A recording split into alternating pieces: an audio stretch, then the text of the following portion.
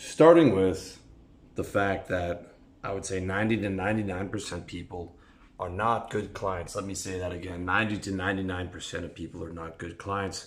Just like 90 to 99% of people are not a good fit for a romantic partner. And I would include both men and women in that.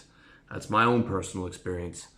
And this is an extensive experience for close to a decade in outbound corporate sales as a currency broker, selling advertising, and selling maybe a couple other products and services at a high level. Six-figure income. I sold to CEOs of billion-dollar insurance companies. I sold to many different types of clients. Almost all of them treated me like trash. Almost all of them treated me like trash. And I couldn't fire any clients because I needed to make $40,000 a month just to keep my job.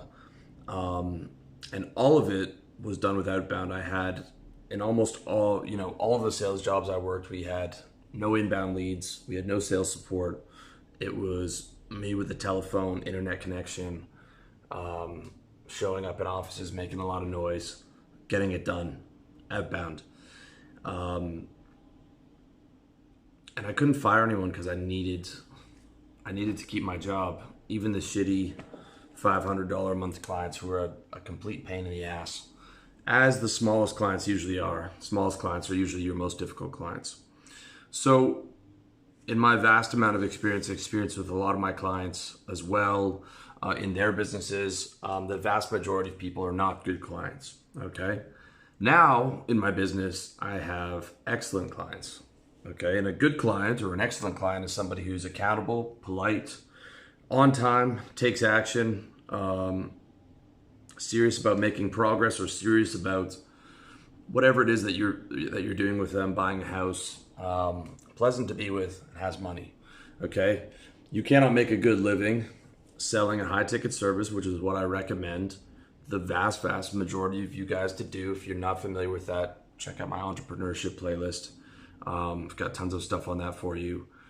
But you can't have a good business selling a service to poor people, okay? Because you only have so many hours a day in the day to service people, and you need to be getting at least 100 per hour for that to be able to earn a good living and not be working 24/7.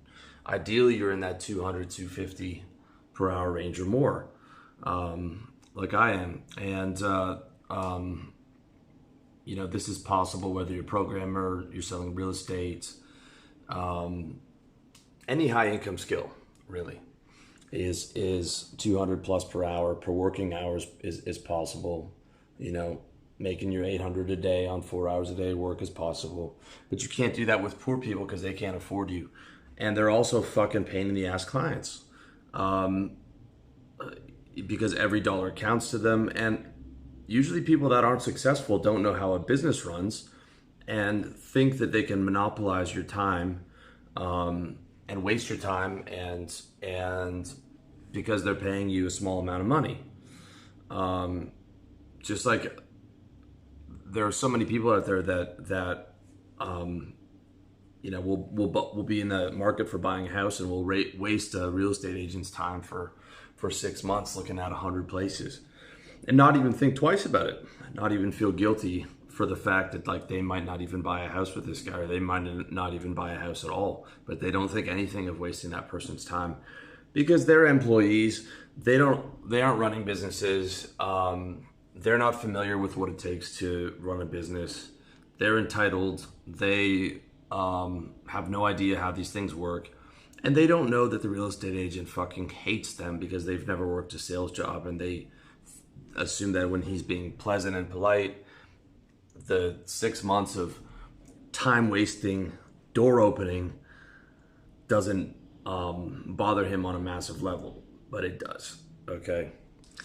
So a good client is wealthy, polite, accountable, agreeable, pleasant to deal with, serious about whatever transactions you're doing, or if it's me, if it's guys who are serious about coaching and improving their lives. And that's the only kind of person that you want to be dealing with.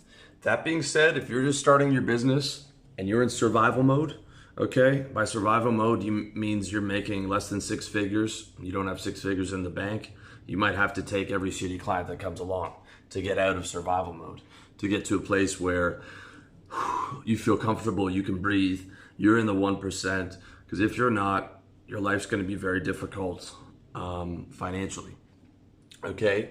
But the second you get up to survival mode, you want to start aiming to get rid of those clients. It's going to be a massive upgrade in your quality of life. It's one of the best things that you can do with your business. You're actually also going to make a lot more money because good clients stick around longer. They pay you more. They're easier to deal with. You can service more good clients in a day because they don't drain the fucking life out of you.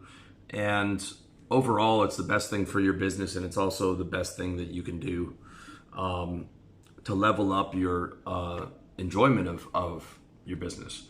So I'm going to give you the formula for getting good clients. First of all, you need to have your own business, because if you have a job, if you have a sales job, you need to take every piece of shit client that the company makes you take, okay?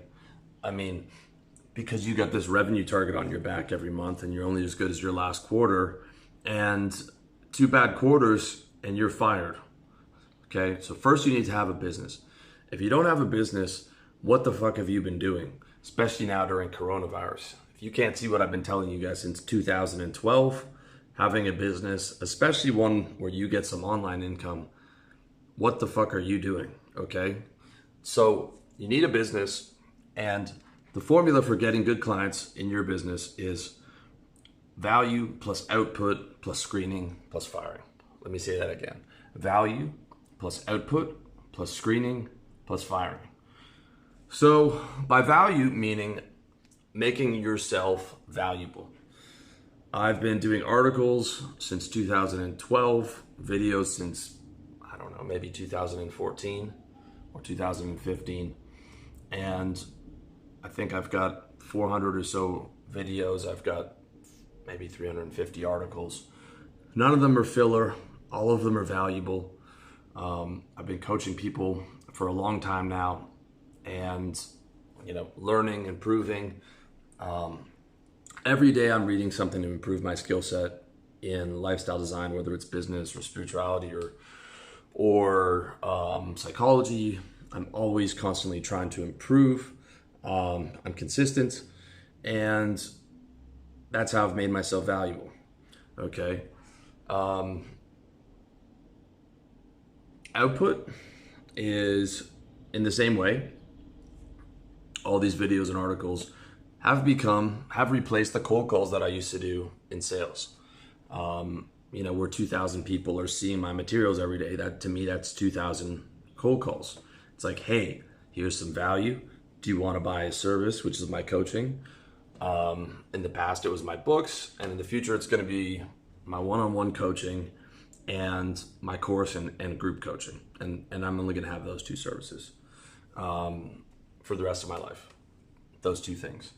And all of these videos and everything is to add value to you, with the idea that at some point you're going to go, hey, this guy's added a lot of value. Let me see what I get for the paid services and how much I can level up. Okay. So that's the output, because you need a massive amount of output to be able to find all the good clients. If your limit of clients is like, the 10 people that are closest to you right now, you're not going to be able to find the right clients, because as I said, good clients are, maybe 10% or probably more likely 1% of the population. Okay. Because 99% of people don't have money to pay for a high ticket service, or don't see enough value to pay for that, if that makes sense. Now, output does not have to be building an online brand. Output could be 100 cold calls a day like I used to do, or finding a way to mass message people on email, or cold calls plus organic content marketing, plus online advertising on Facebook, Instagram, Google Ads, whatever. for your real estate business, or for your programming business, or for your, end-to-end marketing and sales closing business, or for your, I've got a client who's an architect, or a client who's an engineer, any of those, any high income skill. And if you're interested, check out my video on 31 high tickets, or 31 six-figure service businesses. Okay, you can do that with blue collar businesses too. You could, asphalt paving or whatever. And in the past, it was door to door. I had a personal trainer client of mine going door to door. We were doing quite well until coronavirus. I don't know when you're going to be able to go door to door again, or if you will, at this point. So that might be out, but cold calling's still in, especially now while everybody's at home. So whatever you can do to raise your output, okay? It's going to be like outbound sales, cold calling, door to door, approaching people on the street, at least when you can, emails, reaching, messaging people on connecting on LinkedIn, connecting on Instagram, connecting on Facebook, wherever it is, and then messaging people. It's going to be organic content marketing, and it's going to be advertising.